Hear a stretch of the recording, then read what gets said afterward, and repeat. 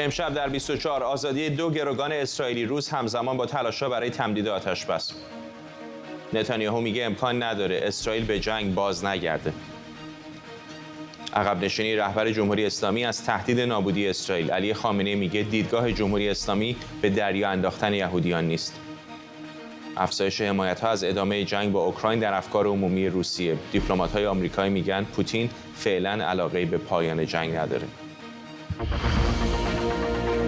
از واشنگتن دی سی این 24 است با فرداد فرحزاد. بینندگان ایران اینترنشنال در ایران و سراسر جهان سلام به شما. در آخرین روز از آتش بس 6 روزه قرار حماس 10 گروگان اسرائیلی دیگر رو آزاد کنه، در حالی که تلاش‌ها به رهبری قطر برای تمدید آتش بس بین اسرائیل و حماس همچنان ادامه داره. این گروه میگه 2 زن اسرائیلی با تابعیت روس رو امروز به درخواست رهبری روسیه از اسارت آزاد کردن، اما همزمان با کشته شدن 2 کودک توسط نیروهای اسرائیلی در کرانه باختری، حماس هم اعلام کرده کودک 10 ماهه اسرائیلی که این گروه گروگان گرفته بود در جریان حملات هوایی هفته‌های پیش ارتش اسرائیل در غزه کشته شده. بنیامین نتانیاهو نخست وزیر اسرائیل بار دیگه اعلام کرده این کشور به جنگ با حماس تا آخر ادامه میده.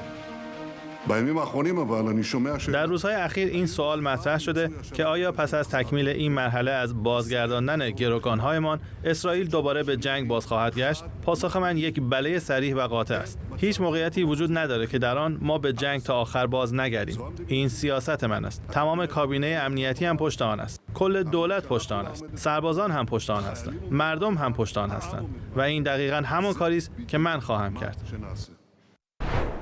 بابک اسحاقی از تل‌آویو با ماست. بابک، از آخرین وضعیت آتش بس بگو.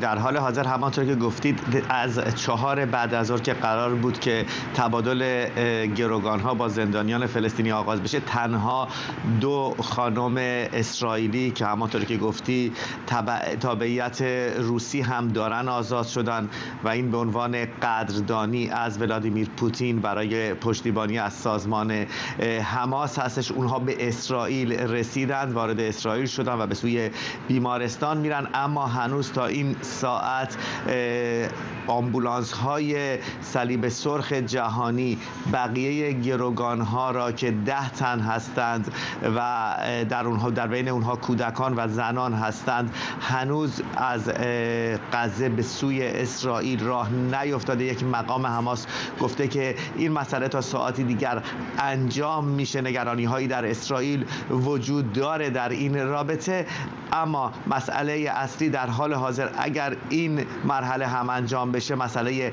فردا و پس فردا هستش. به گفته حماس هنوز او میتواند 20 زن و کودک دیگر را که در اختیار داره آزاد بکنه و در 2 مرحله دیگر اسرائیل هم با این موافق هستش، اما هنوز اسامی رد و بدل نشده و در حال حاضر صحبت ها تنها برای این 2 مرحله هستش و آتش بس دراز مدت که قطر اون را بسیار جدی گرفته و صحبت های هم در این مورد کرده هنوز روی میز آقای نتانیاهو نیست. بابک، چقدر در اسرائیل الان با توجه به این چند روزی که آتش بس بود و گروگان ها رد و بدل شدن این علاقه عمومی وجود داره که آتش بس ادامه دارتر بشه برای آزادی گروگان ها؟ ببین فرداد، در اسرائیل در 7 اکتبر یک شوک بزرگ به جامعه اسرائیل وارد شد و بدون شک قسمت بزرگی از اعتماد به نفس اسرائیلی ها در اونجا خدشه‌دار شده و تنها چیزی که میتونه این شوک را کمی آرام بکنه و این اعتماد به نفس را به مردم اسرائیل بازگردونه پیروزی هستش. پیروزی که هدف اون را همانطوری که امروز دوباره آقای نتانیاهو گفت 3 مرحله داره. ابتدا پیروزی بر حماس، نابود کردن قدرت و توانایی‌های نظامی و حکومتی حماس، پس از اون آزادی گروگان‌ها و در کنار اون اینکه دیگر هیچ تهدیدی از سوی نوار غزه اسرائیل را تهدید نکنه. اما در عمل در حال حاضر هیچ کدام از این 3 مرحله نه تنها به وقوع پیوسته، بلکه حزب الله لبنان هم در عرض یک ماه به اسرائیل حمله کرد و اسرائیل پاسخ جدی به اون نداد و هنوز ما از یمنی ها صحبت نکردیم. حوثی‌هایی که بارها به سوی اسرائیل موشک‌های زمین به زمین انداختن و اسرائیل هم به اونها پاسخ نداد. همه اینها باعث میشه که اعتماد به نفسی که در اون صحبت کردم هنوز در اسرائیلی ها باز نگشته و به نظر نمیاد که اسرائیلی ها خواهان ادامه آتش‌بس یا حتی آتش‌بسی دراز مدت در رابطه با نوار غزه باشن.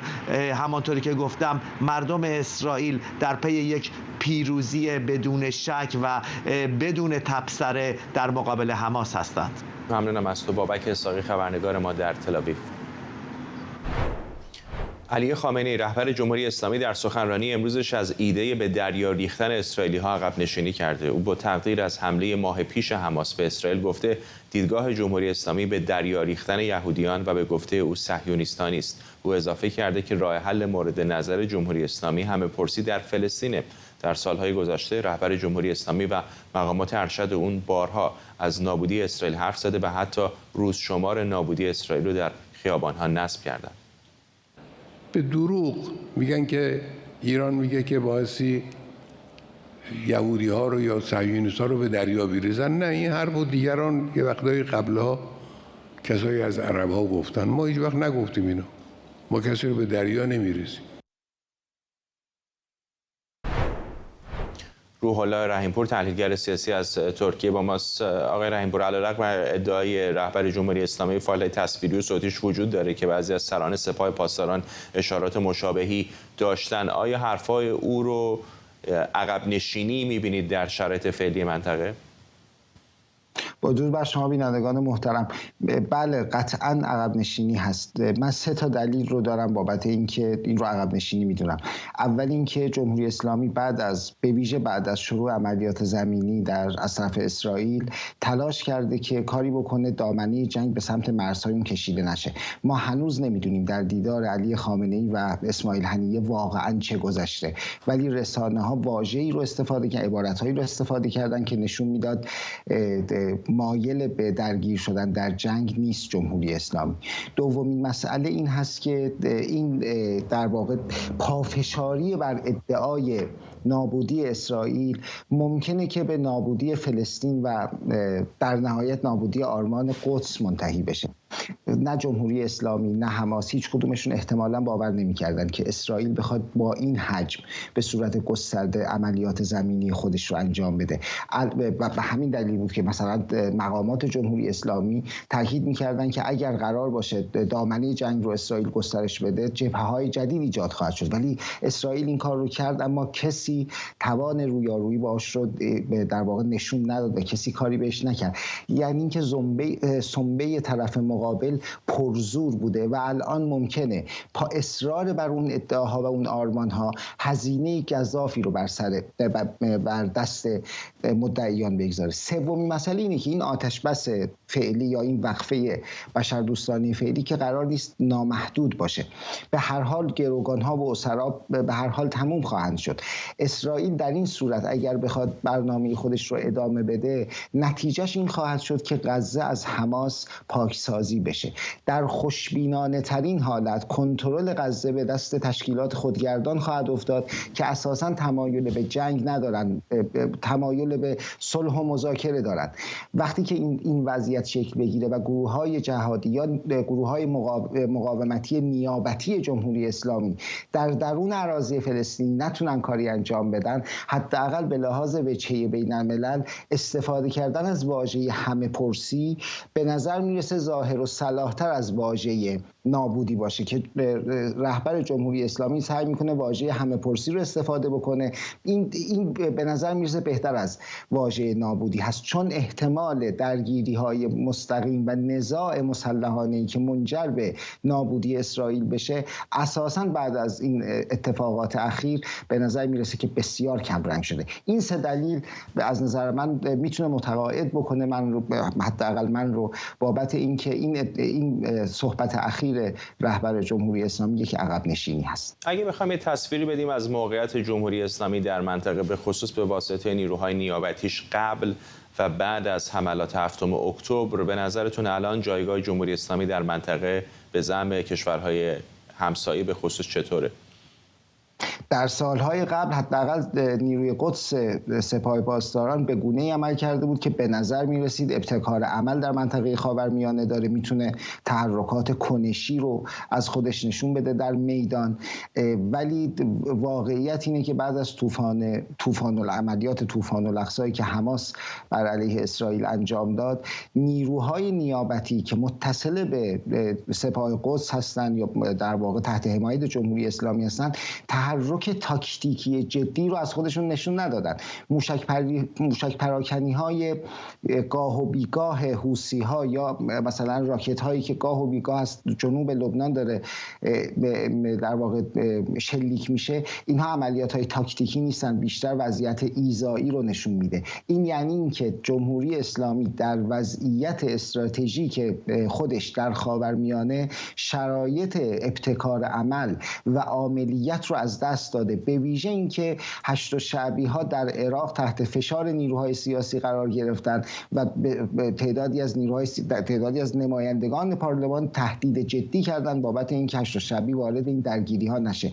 این ابتکار عمل رو از دست داده و این خب وضعیت رو تضعیف میکنه. دست پایین‌تر در منطقه طبیعتاً اجازه قرولندهای خیلی بزرگ و مثلا ادعاهای خیلی گنده رو از اون طرف خواهد گرفت. جمهوری اسلامی فکر میکنم نگران این وضعیت هست که الان ابتکار عمل رو در دست نداره و اگر بخواد ادعاهای آرمانی رو پی بگیره و اصرار بر اون بکنه، تنش رو افزایش خواهد داد، تنشی که ممکنه پای خودش رو هم به وسط درگیری ها بکشونه. ممنونم از شما. روح الله رحیمپور، تحلیلگر سیاسی از ترکیه با ما. خب تصاویر زنده داریم از کرانه باختری مقابل زندان اوفر، جایی که در چند روز گذشته تعداد زیادی از فلسطینی هایی که در زندان های اسرائیل هستن از همینجا در مقابل گروگان هایی که حماس در غزه آزاد کرده آزاد شدن. ولی به نظر میرسه که آرام آرام این آتش بس شکننده داره به پایان میرسه. هرچند امروز هم 2 زن که تابعیت روسیه رو هم داشتن توسط حماس آزاد شدن، در آنچه که به نظر واکنشی به روی کردی که دولت روسیه به سوی حماس داشته بوده. همطور که میبینید ماشین پلیسی بیرون این زندان هست. گمان میره که ممکنه تبادل زندانیان در ساعت‌های پیش رو هم ادامه داشته باشه، ولی اینکه چقدر میتونه پایدار باشه سوال بزرگیه که همه چه در غزه، چه در کرانه باختری، چه در خود اسرائیل به دنبالش هستن. یک عضو مجلس خبرگان گفته در کمیسیون‌های خبرگان چند نفر در حال بررسی گزینه‌هایی برای انتخاب قائم مقام برای علی خامنه‌ای هستند. رحیم توکل به سایت جماران گفته اونها درباره افراد گزینه شده فقط با علی خامنه‌ای مشورت می‌کنند و بجز شخص علی خامنه‌ای هیچ کس از این گزینه‌های مورد نظر خبردار نیست و در اجلاس خبرگان هم مطلقاً در این باره حرفی به میان نیامده. توکل در پاسخ به سوال خبرنگار جماران به طور ضمنی تایید کرده که ابراهیم رئیسی و خاتمی هم عضو کمیسیون انتخاب رهبر آینده هستند. او همینطور گفته علاوه بر این چند نفر محدود که عضو کمیسیون انتخاب رهبر هستند، رئیس مجلس خبرگان هم از نتایج تلاش اونها برای انتخاب قائم مقام رهبری اطلاع داره. مجید محمدی، جامعه شناس و تحلیلگر سیاسی از نیویورک با ماست. آقای محمدی، قائم مقام یعنی که از الان میخوان کسی رو آماده بکنن، در کیسه داشته باشند که اگر روزی خامنه‌ای حیاتش به پایان رسید او رو جایگزین او بکنن. دقیقا همینطور هست، اما اینکه این داستان سرانجامش به کجا خواهد رسید به نظر من چندان روشن نیست.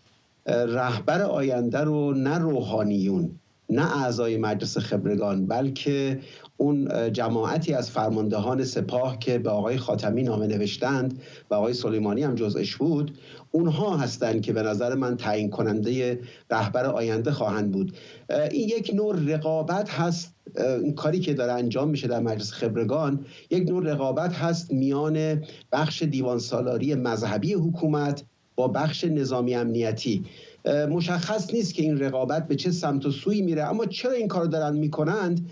خب یک دلیلش افت وضعیت سلامت آقای خامنه‌ای هست. شما کافی است که به صحبت‌های ایشون در طول 3-4 سال اخیر نگاه بکنید. مرتباً در کلام ایشون، در نوع تنفسی که داره، در نوع حرکاتی که در صورتش هست، کاملا مشخص هست که این افت وضعیت پزشکی، وضعیت سلامتی رو کاملا میشه مشاهده کرد. از سوی دیگر با توجه به وضعیت سیاسی کشور، خب این امید هست برای مخالفان که در شرایطی که قرار هست جانشینی شکل بگیره بعد از فوت آقای خامنه‌ای، مردم بتوانند یه تحرکاتی انجام بدن. اینا به دنبال این هستن که این امید رو از مردم بگیرند و در مقابلش به پایگاه اجتماعی خودشون هم این امید رو بدن که کشور بی رهبر نخواهد موند.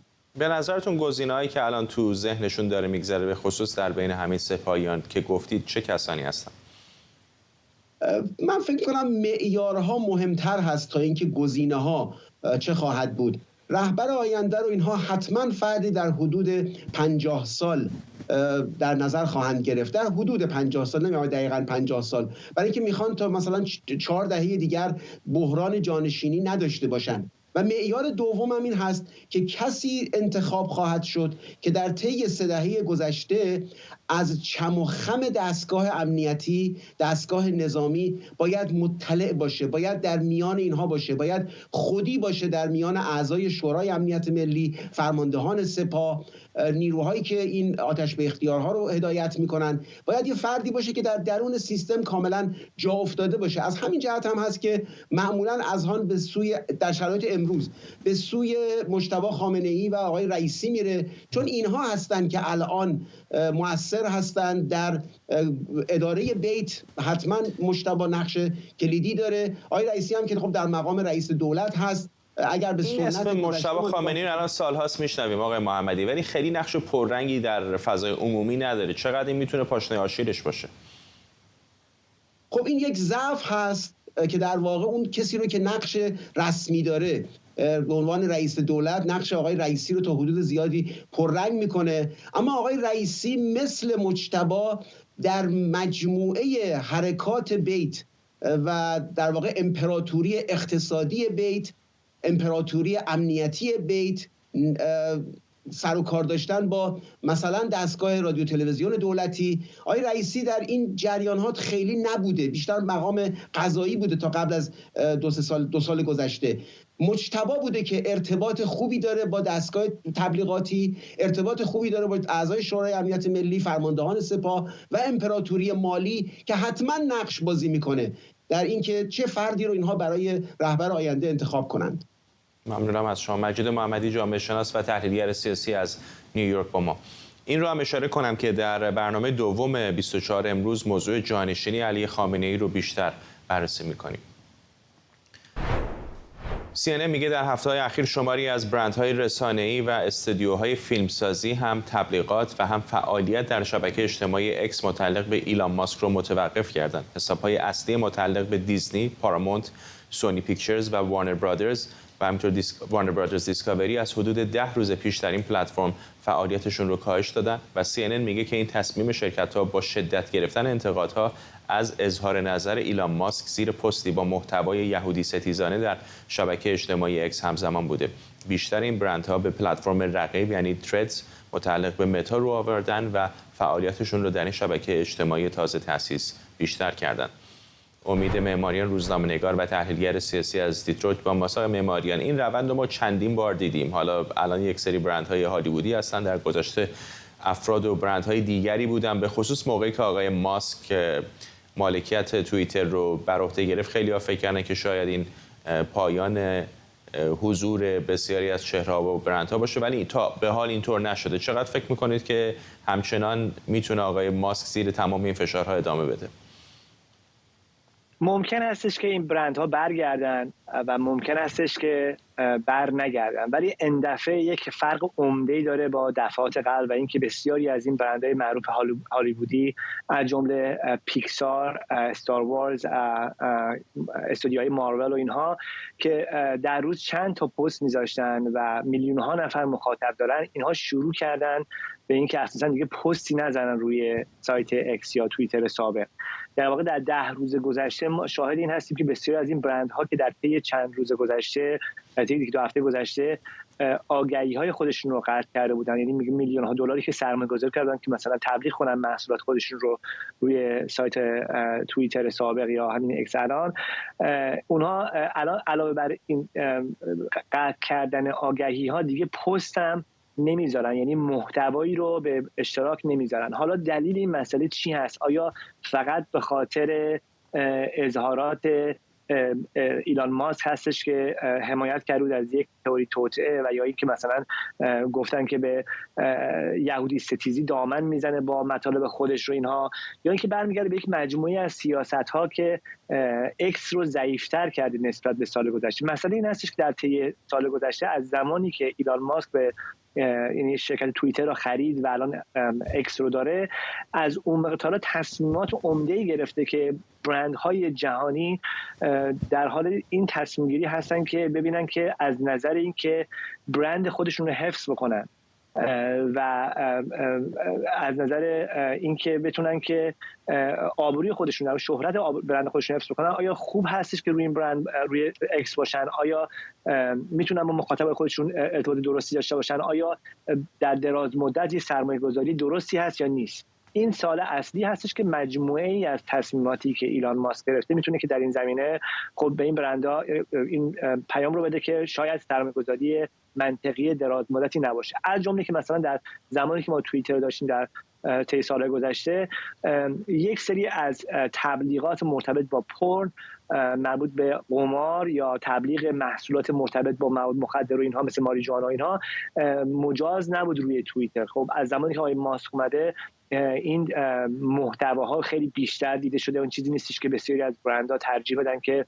محصولات خودشون رو جای تبلیغ بکنن که یک چنین چیزایی هست. دو اینکه مثلا سیستم مادریشن یا کنترل محتوا، مدیریت محتواش کاملا تغییر کرده. این چیزی هستش که تمام شبکه‌های اجتماعی به هر حال یک مجموعه کارکنان دارن که یک به هر حال مقرراتی رو اونجا اعمال میکنن، یک سری فیلترهایی رو انجام میدن، حالا خوب یا بد، کم یا بیشتر. ولی آقای ماسک تقریبا میشه گفتش که از ریشه زد این سیستم. ولی خب آقای معماری به جاش کامیونیتی نوت رو گذاشته دیگه، که یعنی با تشریک مسایی آدما میرن و واکنش نشون میدن، به جای اینکه از بالا به پایین باشه که یه نفر بگه آیا این پست غلط است یا درست است، شما یا من یا هر کسی دیگری میتونه بره واکنش نشون بده به یه پستی و بعد اگر به اندازه کافی اجماع عمومی وجود داشته باشه اون نوت رو زیر اون پست میذارن. کاملا همینطور است. اگه یادتون باشه این کامیونیتی نوت یا این یادداشتایی که افراد دیگه میذارن یا به هر حال خود توییتر میذاره از قبل هم بودش، ولی سیستم مدیریت محتوا به میزانی تغییر کرد و تعداد افرادی که مسئولیت این کارو داشتن در توییتر کاملا ریزش کرد، همشون رو اخراج کردن. و یک خب این دقیقاً همون حرفی است که آقای ماسک در مصاحبه‌های مختلفش زده بود دیگه، که یک رویکرد بالا به پایینی بود، یعنی انگار یک کمیته نظارتی، یک مجلس خبرگانی اون بالا بود و تصمیم می‌گرفتن که چه خوب است و چه بد است. او به زعم او فکر می‌کنه که دموکراتیزه کرده این روند رو. بله، ببین مثلا خب یه مثال نقد میخوام بزنم، این هستش که وقتی که کشورهای خارجی، کشورهای خارج از آمریکا توسط بات‌های خودشون، مثلا روسیه، مثلا چین، مثلا جمهوری اسلامی، سعی می‌کنن به صورت هماهنگ شده یک پیامی رو بزرگ بکنن یا یک چیزی رو بتونن که یک روند یک پیام غالب بکنن در یک گفتگویی که در مورد موضوع میشه، یک هشتگی رو مثلا تبلیغ و ترویج بکنن. اون موقع خب این سیستم‌های مدیریت داخلی هستش متوجه چنین مکانیزمایی میشه، جلوشون رو میگیره، متوجه میشه که از طریق دولت‌ها مثلا دارن، دولت‌های گروه‌های خاصی دارن پروموت میشن، تبلیغ میشن، ترویج میشن، جلوشون رو میگیره. برای من مهم بود که این سیستم‌ها در اون توییتر باشه، در فیسبوک باشه، در جای دیگه باشه. حالا میزانش در اون چیزی که شما میگین درست هستش، میتونن که اون چیزا رو کم و زیاد بکنن یا مثلا از بالا به پایین نباشه، ولی کلاً تصمیمات بسیار جنجال برانگیزی گرفته که برندها به این جمع‌بندی رسیدن که آیا ما باید یک مسئله سود زیان بکنیم، آیا برامون در دراز مدت سرمایه‌گذاری خوبی هست یا نیست. الان به نظر میرسه که بسیاری دارن به این فکر می‌کنن که از توییتر خارج بشن، برن به پلتفرم‌های دیگه و حداقل خودش اونجا خرج نکنن. ممکن استش که این جنجال بخوابه، آقای ماسک تصمیماتی بگیره که این نگرانی‌ها رو مرتفع بکنه، ولی در جایی که الان ایستادیم به نظر میاد که برای بسیاری از برندها، برای بسیاری از افراد پرنفوذ این به شخصیت رسانه‌ای هم برمیگرده.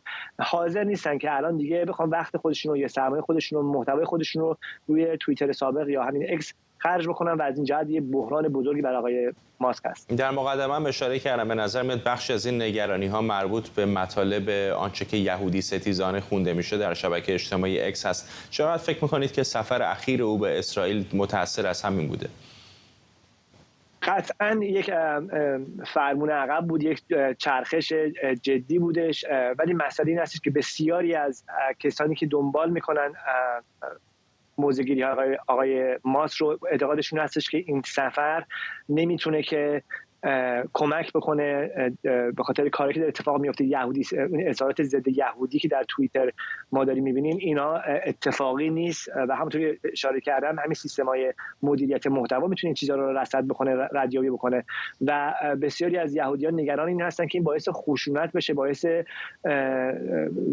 ناامن شدن زندگیشون بشه در آمریکا و در جاهای دیگه. بنابراین مسئله یه توییت، دو توییت، هزار تا توییت نیستش، مسئله یک موجی هستش که به نظر میرسه که آقای ماسک در نسبت به اون نه تنها نگران نبوده بلکه خودش در یک توییتی با بیشتر از 130 میلیون نفر فالوور دنبال کننده بهش دامن زده. بنابراین رفتن به اسرائیل به نظر من نتونسته نگرانی رو مرتفع بکنه.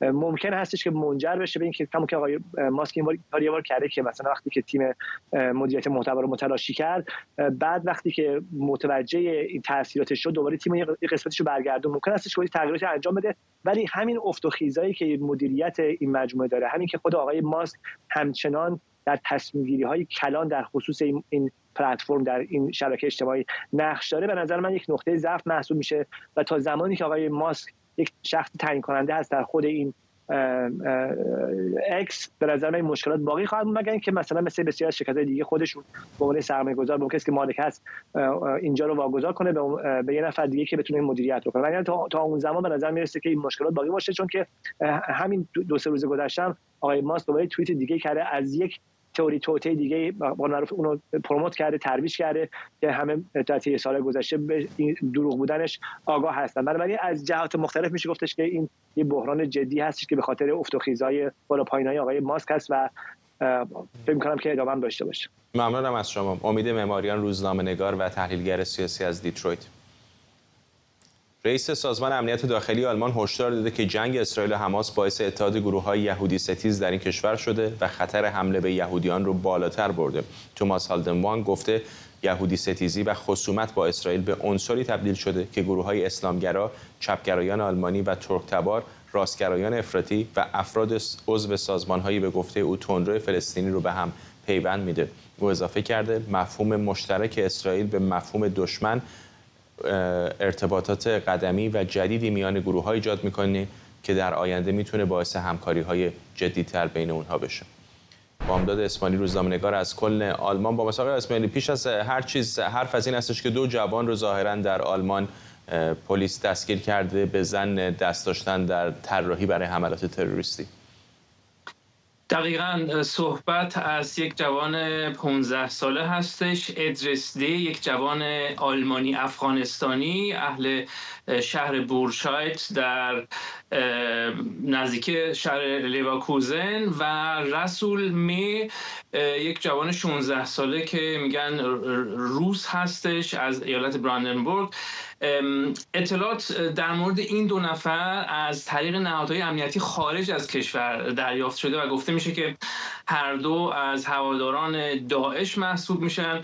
پلیس اینا رو دیروز گرفته. مظنون اصلی میگن این فرد 15 ساله هستش که ظاهراً هر دو قصد داشتن به کافران حمله کنن. گفته میشه که این نوجوان 15 ساله یک کنیسه و یک بازار کریسمس رو به عنوان اهداف احتمالی در نظر گرفته بوده. مامورین اول نمیدونستن که جدیش بگیرن یا نه، به خاطر اینکه گفتن شاید میخواسته خودش رو جلوی دوستاش مثلا مهم جلوه بده، ولی وقتی دیدن که این جوان 15 ساله یک ویدیویی ارسال میکنه در تلگرام و به طور مشخص اعلام میکنه که میخواد چیکار کنه، اون وقت پلیس وارد عمل میشه. یک تاریخ مشخصی رو برای حمله اعلام کرده بوده، پس فردا اول دسامبر، و وزیر داخلی ایالت نوردرن وستفالن گفته که بازار کریسمس خاصی هم به عنوان هدف انتخاب کردن، بازار کریسمس در شهر لیواکوزن. در مورد نوجوان 16 ساله میدونیم که او هم مظنون به تدارک این حمله است و دستگیری در یک شهر کوچیکی در ویستاک در براندنبورگ صورت گرفته. میگن که عاشق اسلحه است و با برادرش به شدت خشن هستند. ظاهرا هنگام دستگیری هم چاقو به همراه داشته.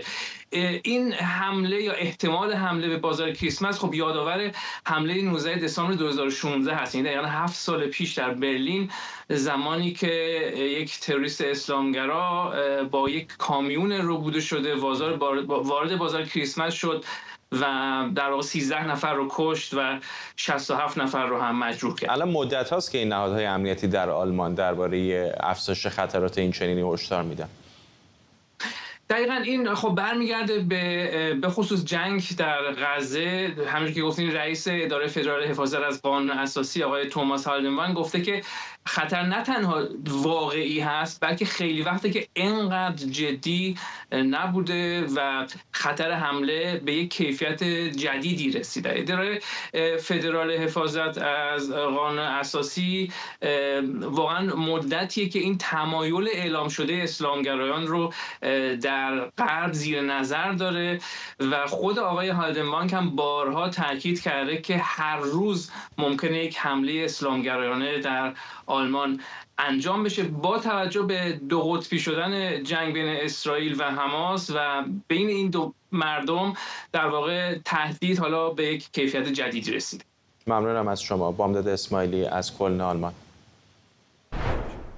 خب اجازه بدید بریم به مرز غزه و مصر در گذرگاه رفح، جایی که گمان میره گروگان‌های بیشتری از اونجا آزاد بشن و راهی اسرائیل بشن. سخنگوی ارتش اسرائیل همین کمی پیشتر گفته که هنوز 159 گروگان در غزه در دست حماس هستند، ولی در این حال سرویس‌های امنیتی اسرائیل و شین بت همینطور اعلام کردن که 2 روس‌تباری که در دست گروه حماس بودن حالا در خاک اسرائیل هستند و این 2 گروگان آزاد شدند، به خصوص بعد از میانجیگری که فدراسیون روسیه انجام داد برای آزادی این 2 نفر. یکی اسمش لنا توروپانوف هست و مادر او ایرنا تاتی که از دست حماس به واسطه کمک‌های کرملین آزاد شدند. تصاویر زنده رو می‌بینید از گذرگاه رفح در مرز مصر با باریکه غزه.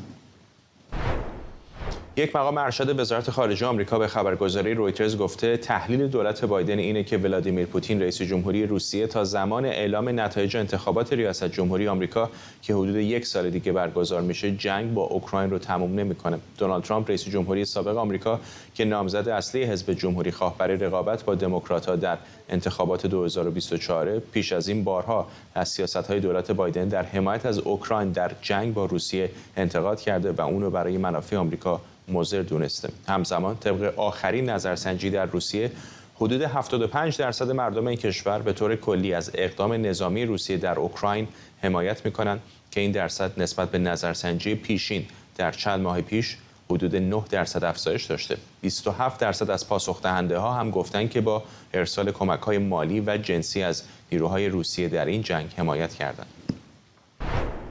حسین آقایی پژوهشگر روابط بین‌الملل و امور استراتژیک به ما پیوسته. آقای همین اواخر بودش که اتفاقا ولادیمیر پوتین یک جورهایی یک نشانه‌هایی از خودش بروز داد که شاید حاضر به مذاکره باشه، ولی الان به نظر میاد که این تصویری که این گزارش‌ها دارن به ما میدن اینه که نه روسیه به دنبال این هست و به نظر میاد نه غرب به دنبال پایان این جنگ.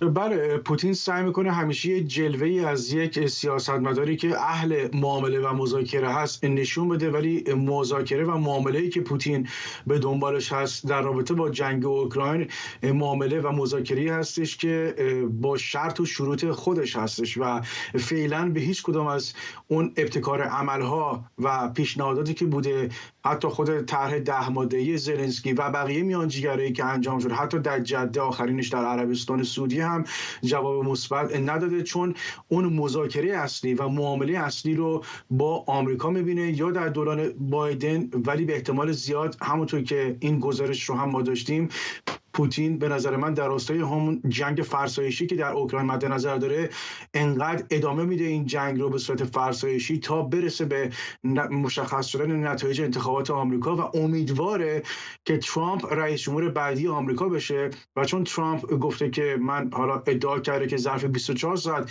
این جنگ رو پایان خواهد داد و پوتین هم روابط خوبی رو داشت با ترامپ نسبتاً، فکر میکنه که اگر در انتخابات ریاست جمهوری آمریکا ترامپ پیروز بشه شانس بیشتری داره که به یک معامله‌ای دست پیدا بکنه با آمریکا که منافع روسیه تامین بشه. ولی الان یک معمای بزرگ راهبردی پیش روی دولت بایدن هستش که آیا میخواد به هر حال با این وضعیتی که ما در جنگ شاهد هستیم زلنسکی رو مجبور بکنه به پذیرش آتشبس تحمیلی و آغاز مذاکرات بین اوکراین و روسیه، یا اینکه نه برعکس آنقدر حمایت نظامیش رو گسترش بده و افزایش بده از اوکراین که بخواد حتما روسیه در این جنگ شکست بخوره. خود افکار عمومی در روسیه هم جالب هست نه که بعد از این همه مدت همچنان نه تنها حمایت میکنن بلکه به نظر میرسه در مقایسه با نظرسنجی‌های قبلی حتی حمایتشون از مداخله نظامی مسکو در اوکراین بیشتر هم شده و این هم اشاره بکنم که این نظرسنجی رو روسیه انجام نداده، بنیاد کارنگی انجام داده، بنابراین به نظرم میشه تا حدود زیادی روش اعتماد کرد. بله دقیقا همینطوره. شاید خیلی از برداشت‌های اشتباهی که بعضن شده بود بلافاصله بعد از جنگ روسیه و اوکراین این بود که خب پوتین در داخل واقعا در واقع شکست میخوره از این نظر که مردم مخالف اون خواهند شد و البته اون کودتای میشه گفت پریگوژین و این اتفاقاتی که رخ داد بیشتر این گمان زنی رو بیشتر کرد. ولی ببینید در روسیه یک نوع قرارداد نانوشته، یک نوع قرارداد اجتماعی نانوشته وجود داره بین کاخ کرملین و مردم روسیه که تا زمانی که مردم روسیه به سیاست خیلی وارد نشن و دخالتی نداشته باشن خب کرملین هم زیاد به زندگی اونها کاری نخواهد داشت. و البته مسئله کلیدی که وجود داشته در سایه این نوع قرارداد اجتماعی در روسیه بین قالب مردم روسیه اون قشر خاکستری و کاخ کرملین یه نکته دیگه این هستش که به خاطر سیاست‌های پوتین در روسیه در طول سالیان گذشته و به ویژه بعد از آغاز جنگ در اوکراین خیلی از اون نیروهای جوان در روسیه و افرادی که پرو وسترن هستن، اینها غربگراتر هستن و اینها دیگه در روسیه نموندن و خیلی از اینها از روسیه دیگه رفتن بیرون و این کسانی که باقی موندن به هر حال افرادی هستن که تقریبا میشه گفت با سیاست‌های پوتین میسازن، هرچند مخالف اون باشن، حتی اگر منتقد اون باشن. بنابراین دیگه مشکلی هم که روسیه داره اینه که اون افرادی که حالا جوان بودن و غربگرا بودن دیگه اینا حاضر نیستن که در روسیه بمونن. به خاطر همین این دقیقاً چیزی هستش که حتی کاخ کرملین میخواد، دقیقاً چیزی هستش که اتفاقاً پوتین و الیت روسیه که در واقع این جنگ رو هدایت کنه میخوان و سعی میکنن که از این به نفع خودشون استفاده بکنن. ممنونم حسین آقای پژوهشگر روابط بین الملل و امور استراتژیک.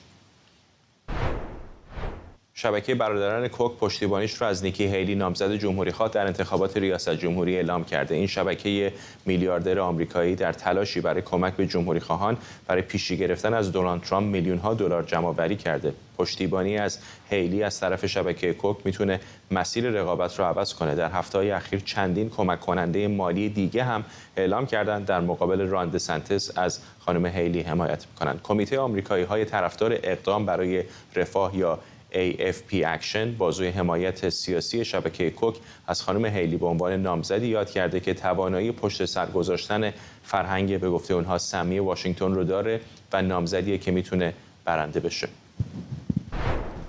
آرش غفوری تحلیلگر مسائل سیاسی از جمله امور آمریکا اینجا در استودیو با ماست.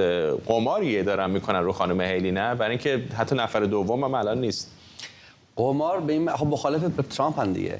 این آقای دیوید که از این برادران کوک، آقای دیویدشون که سال 2019 فوت کرده بود، سال 2016 در حمایت بین خانم کلینتون و آقای ترامپ گفته بود که مثل اینکه بخوایم ما بین کنسر یعنی سرطان و هارد اتک یعنی حمله قلبی یه چیز رو انتخاب کنیم، چون و هر دو خب نامطلوبه.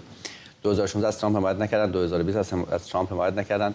در تمام دوران ریاست جمهوری ترامپ البته در موضوع کاهش مالیات ها طرفدار آقای ترامپ بودن، اما به خاطر قوانینی که توی تعرفه ها آقای ترامپ وضع می‌کرد، تعرفه آلومینیوم بود که وضع کرده بود علیه کانادا و مکزیک و اتحادیه اروپا با ترامپ مخالفت کردن. ترامپ بهشون گفت اینا جوکن و به خاطر دیدگاه خیلی لیبرتریانن دیگه. خود آقای دیوید کوک کاندیدای سال 1980 فکر می‌کنم، زمانی که جیمی کارتر و رونالد ریگان رئیس جمهور انتخابات شرکت می‌کردن، و نامزد سوم آقای جان بی اندرسون بود.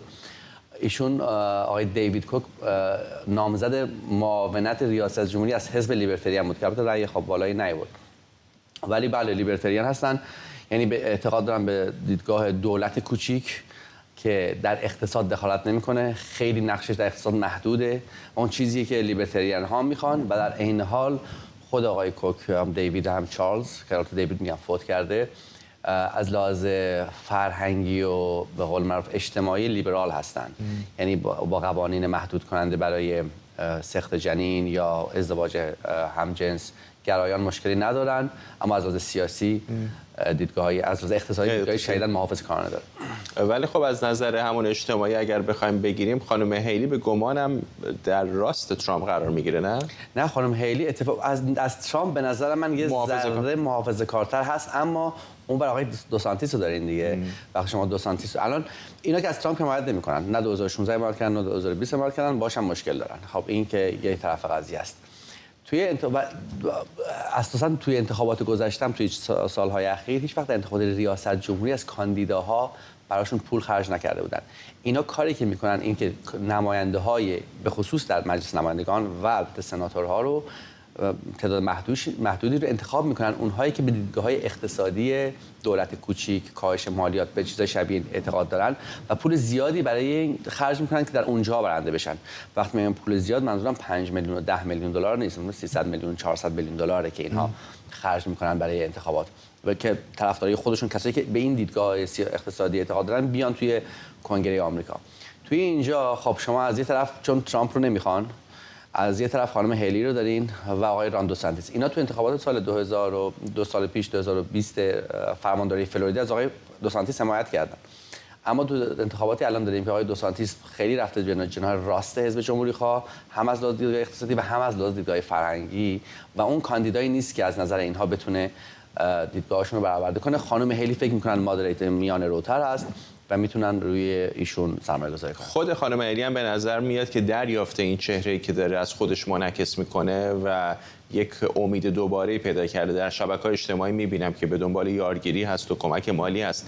چقدر فکر میکنی واقعا اقبال میتونه داشته باشه، هم مقابل دسانتیس در مرحله اول و همون مرحله سخت‌ترش مقابل ترامپ؟ مسئلهش ترامپ دیگه و خیلی من فکر نمی‌کنم بتونه موفق بشه که آقای ترامپ رو بزنه. ببین ما الان وقتی میریم انتخابات اول تو کاکس آیواست، توی اونجا خب آقای ترامپ بالاتره، بالای 50%. هم آقای دوسانتیس هم خانم هیلی دارن سعی میکنن که بخشی از این دلیگیت‌ها رو به دست بیارن. هفته بعدش میریم نیو همشار، اونجا اتفاقا مادریتر هستن، آقای دوسانتیس پایین. یعنی اینجا اگه ببینیم خانم کیلی بشه مثلا سوم یا دوم، آقای ترامپ اول باشه، واقع بینانه واقعا دست غیب بعد به اونها کمک بکنه، مثل دادگاه و پرونده و اینها، ولی در حالت عادی نه. بعد میریم نیو همشار اونجا کریس کریستی هم میاد تو بازی، یعنی ترامپ هست، کریس کریستی هست، نیکی هیلی هست، دوسانتیس. بعد میریم نوادا که اونجا بازم دوسانتیس و بازم ترامپ هستن و ایالت خودش که بیشترین شانس رو حالا حداقل داره تو نظرسنجی‌ها که آقای ترامپ 45%، مثلا خانم هیلی 20% توی کارولینای جنوبی، یعنی تا قبل از سوپر تیوزدی البته، یعنی سه شنبه بزرگ.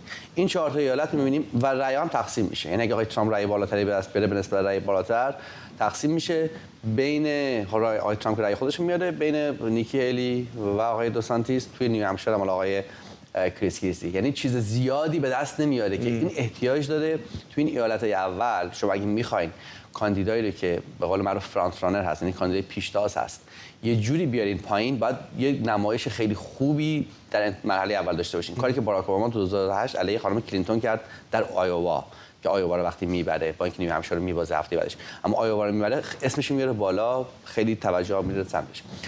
خانم هیلی اگه نتونه اینجا هیچ کدوم از این 4 تا رو اول بشه، همش دوم سوم بشه، دیگه عملاً شانسی هم نخواهد داشت مگر اینکه اون دست غیب شما کمکش کنه. ممنونم از شما آرش غفوری، تحلیلگر مسائل سیاسی آمریکا اینجا در استودیو. تلاش جمهوری‌خواهان در کنگره آمریکا برای پیوند زدن بودجه دفاعی اوکراین به قوانین مهاجرت در آمریکا خشم دموکرات‌ها رو برانگیخته. حزب جمهوری‌خواه مدت‌هاست وضعیت مرز آمریکا با مکزیک رو بحرانی توصیف می‌کنه و برای موافقت با بسته کمک‌های اضطراری کاخ سفید برای اوکراین راه سختی رو برای دموکرات‌ها باقی گذاشته. از طرف دیگه دموکرات‌های چپگرا هنوز خواهان مشروط کردن کمک نظامی به اسرائیلن، اما چندین سناتور میانه‌رو این حزب دیروز گفتند که بسته حمایتی اسرائیل باید بدون قید و شرط جدیدی باشه. سناتور شلی مور کپیتو عضو جمهوری‌خواه سنای آمریکا درباره بودجه درخواستی کاخ سفید برای اسرائیل به خبرنگار مارش علایی گفته با اینکه اسرائیل متحد قوی برای آمریکاست، اما تصور نمی‌کنه اجماع نظری درباره این درخواست در مجلس وجود داشته باشه. میدونین من شنیدم که مک‌کانل دیروز در موردش صحبت کرد و گفت که باهاش موافق نیست. من نمیدونم که اونا واقعا چه پیشنهادی دارن، اما اسرائیل خیلی وقته که یکی از قوی‌ترین متحدای ماست. این دموکراسیه. ما تا حالا این کارو نکردیم. من نمیتونم تصور کنم که دربارش اجماع نظری وجود داشته باشه. آرش علایی از کنگره آمریکا با ماست. آرش، در مورد اوکراین میتونم بفهمم که بالاخره اختلافات نظری وجود داشته باشه، اما در مورد اسرائیل معمولا در کنگره یک اجماعی هست. هم الان بعضی از دموکرات‌های میانه رو میشنویم، هم از رهبر جمهوری خواهان میچ مک‌کانل که دیروز سخنرانی کرد و معترض بود به اینکه چرا باید شرط و شروطی بذاریم برای کمک به اسرائیل. غیر قابل تصوره، نه؟ و الان این در زمانی است که ما داریم زندگی میکنیم، یعنی این یک سری از نشانه‌های زمان ماست. دنیا واقعا در حال تغییر کردن است، حتی اینجا در کنگره آمریکا. البته در مورد اوکراین هم ابتدا اگر شما بخواید تصور کنید اون حمایتی که جمهوری خواهان داشتن، اون حرارتی که سعی می‌کردن خودشون از آقای ترامپ جدا نشون بدن در مخالفت با پوتین و اینکه باید برن به جنگ با روسیه، می‌بینید الان کاملا به نظر میاد وا دادند. مخصوصا بعد از اینکه حدوداً یک سال و نیم گذشته است و ما می‌بینیم در مرز اوکراین و روسیه تغییر خاصی ایجاد نشده است. بعد از اون همه حمایت هایی که آمریکا کرده است، میلیاردها دلار تجهیزات و میلیاردها دلار کمک های نظامی که از طرف اروپایی ها رفته است، اوکراینی ها چیز زیادی ندارن که براشون نشون بدن. اوکراینی ها نتونستن در طول این مدت به پیشرفت های خارق العاده ای دست پیدا کنن، مبنی بر اینکه باید به این جنگ ادامه داد و نتیجه خواهد داد. و میدونیم استراتژی پوتین هم این است که اجازه بدهد غرب خسته بشود. آیا جمهوری خواهان در مورد اوکراین خسته شدند؟ به نظر میاد فعلا در حزب جمهوری خواه یک توافقی به وجود آمده است که اونم حتی شکننده است فرداد، اما این توافق بر این مبنی است که خیلی خوب ما میخوایم به اوکراین کمک کنیم، ابتدا باید به مرزهای جنوبی خودمون نگاه کنیم، ببینیم وضعیت مرزهای جنوبی و امنیت مرزهای جنوبی ما با مکزیک چیست. اگر قرار است پولی هم خرج بشود در مورد مسائل دفاعی، جمهوری خواهان میگویند که مرز جنوبی با مکزیک اولویت هست و در مورد اینکه دموکرات ها هم فکرشون این است که پول بفرستن به اوکراین، جمهوری خواهان از این به عنوان یک برگ برنده استفاده میکنند در چانه زنی های خودشون با دموکرات ها. همین سوال رو من پرسیدم از دیگر سناتور جمهوری خواه آقای راجر مارشال از ایالت کانزاس در مورد اینکه استراتژی دموکرات‌ها آیا فکر می‌کند در مورد این بسته کمک‌های اضطراری که کاخ سفید درخواست کرده است چیست، و آقای راجر مارشال در پاسخ به من چنین گفت: نمیتوانم با جای دموکرات ها صحبت کنم و نمیدانم چی نقشه‌ای در سر دارند. اولویت آنها کمک به اوکراین است و اولویت من و بقیه جمهوری خواهان امنیت مرز آمریکا با مکزیک. و بعد هم میبینید این امنیت مرز با مکزیک الان چیزی است که دیگه صدای خود دموکرات ها رو هم در آورده فرداد. یعنی وقتی شما از یک شهرداری مثل اریک ادمز، شهردار نیویورک که دموکرات ها بهش خیلی امیدوار داشتن، اولین شهردار رنگین پوست و پلیس بود، یعنی از خود بدنه پلیس نیویورک اومد آقای اریک ادمز و وارد شهرداری شد، جز اون کسایی بود که دموکرات ها خیلی روش سرمایه‌گذاری داشتن الان میبینید 1 سال از پشت سر هم اریک ادمز داره دولت فدرال رو پشت هم مورد انتقاد قرار میده در مورد قوانین مهاجرتی، در مورد اینکه این همه مهاجر غیرقانونی که سرازیر شدن خیلی هاشون به نیویورک، ایشون میگوید شهر رو ورشکسته خواهد کرد و همین صداها بعد از 1 سال دیگه الان خیلی بلندتر شده. در فیلادلفیا وضعیت همین گونه است، در واشنگتن دی سی همه اینا توسط دموکرات ها اداره می شود، در واشنگتن دی سی همین وضعیت هست، در لس آنجلس همین وضعیت هست و الان خود دموکرات ها هم به نظر می آید که یواش یواش قانع شدند که بخواهند وضعیت مرز با مکزیک رو بهبود ببخشند. بنابراین به نظر می آید درست است، سر و صدا می کنن و ابراز خشم می کنن و خیلی خوشحال نیستن، اما به نظر می آید قبول کردن که اون بودجه دفاعی اوکراین رو به مرز جنوبی با مکزیک گره بزنند.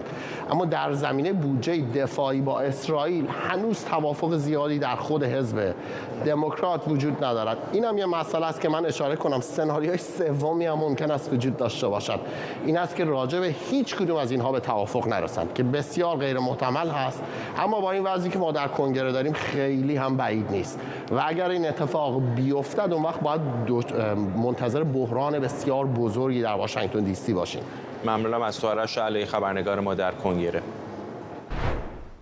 روزنامه واشنگتن پست به کارمندانش گفته اگر 120 نفر تا 2 هفته دیگه داوطلبانه در ازای مزایایی شغلشون رو ترک نکنن، این شرکت به اخراج کارمندانش ناچار میشه. پیشتر واشنگتن پست از تصمیمش برای کاهش 240 شغل به صورت داوطلبانه خبر داده بود، اما حالا مدیرعامل این روزنامه گفته فقط 120 نفر به ترک داوطلبانه شغلشون حاضر شدن. واشنگتن پست تازه ترین مورد در میان رسانه‌هایی که برنامه‌هایی رو برای کاهش نیروی کاری و تدابیر صرفه‌جویی در هزینه‌ها اعلام کردند. این روزنامه بهار امسال نزدیک به 25 کارمند اتاق خبرش رو برکنار کرد و در اون زمان گفت این حرکت به خاطر شرایط اقتصادی و با هدف حفظ توانایی رقابت این رسانه بوده. راضیه دانش اینجا در استودیو با ماست. بیشتر به ما بگو در مورد این تصمیم واشنگتن پست برای تعدیل نیروهاش.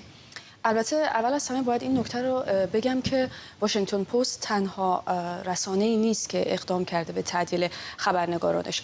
در 1-2 سال اخیر که واقعا سالهای سختی برای صنعت رسانه بوده، رسانه‌های دیگری از جمله CNN، NPR، رادیوی ملی سراسری آمریکا که مقداری از بودجه خودش رو از دولت فدرال دریافت میکنه، اونها هم اقدام کردن به کاهش نیرو. همچنین بعضی رسانه‌های محلی هم همینطور، اونها یا کسب و کارشون رو متوقف کردن یا با تعداد خیلی کمی از کارکنان دارن کارشون رو ادامه میدن. اما درباره واشنگتن پست ماه گذشته اکتبر بود که اعلام کردن به تمامی کارکنانشون که قراره 240 نفر از کارکنان رو برکنار بکنن و از اونها خواسته بودن که داوطلبانه بیان خودشون رو معرفی بکنن. تقریبا 120 نفر قبول کردن و اونها بازخرید میشن، اما باقی رو مدیر اجرایی با وجود اینکه گفته این یکی از دراماتیک ترین تصامیم دوره کاری من خواهد بود، اما مجبور میشم کسانی رو از کار برکنار بکنم که دیگه جایگزینی برای اونها متصور نخواهیم شد و در واقع اون شغل یا اون پوزیشن در اون اداره از بین میره.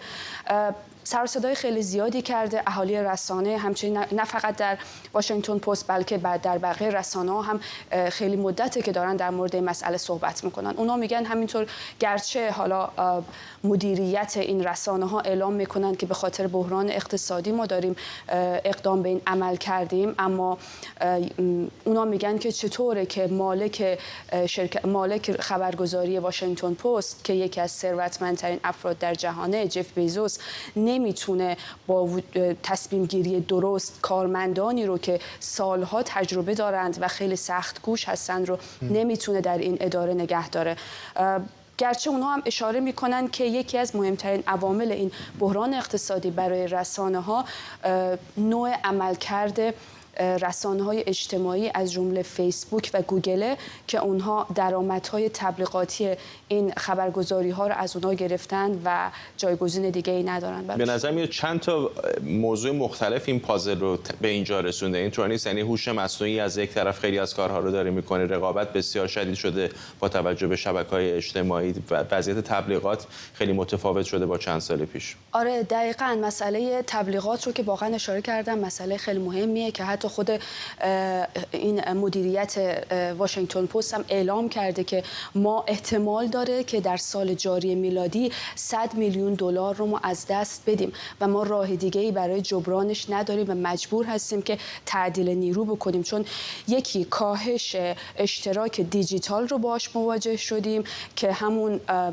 تغییر ذائقه مصرف کننده هست که دیگه داره از کانال‌های دیگری داره اون اطلاعات رو به دست میاره و دیگه خیلی به سمت خرید و یا گرفتن اشتراک دیجیتال از این رسانه‌ها نیست. و همچنین مسئله بعدی هم همون هوش مصنوعیه که اون هم بازم در قالب همین مسئله تغییر ذائقه میاد. ممکنه گرچه من تصور میکنم ورود هوش مصنوعی به عرصه صنعت رسانه شاید یک کمی دورتر باشه، برای اینکه خب یک کمی نیاز به آمادگی‌های بیشتری داره. حالا چند وقت پیش گرچه حالا نتفلیکس اعلام کرد که حاضر هست که به کسانی که در عرصه هوش مصنوعی کار میکنند برای اونها جاب آفرهای خیلی خوبی رو پیشنهاد کرده بود، اما رسانه‌ها وقتی نمیتونن، به قول کارشناسان نمیتونن هزینه یک کارمندی رو که یا یک خبرنگاری رو که سالها در این عرصه کار کرده رو با یک حقوق معمولی نمیتونن تهیه بکنن و پرداخت بکنن، چطور میتونن برای صنعت دیگری مثل هوش مصنوعی میتونن برای اون بودجه خیلی زیادی رو مصرف بکنن یا در کنار بذارن. ممنونم. راضی دانش همکارم اینجا در استودیو با ما و ممنونم از شما که ما رو در این بحث همراهی کردید. اجازه بدید برنامه رو با تصاویری زنده از کرانه باختری رود اردن از روبروی زندان اوفر به پایان ببریم.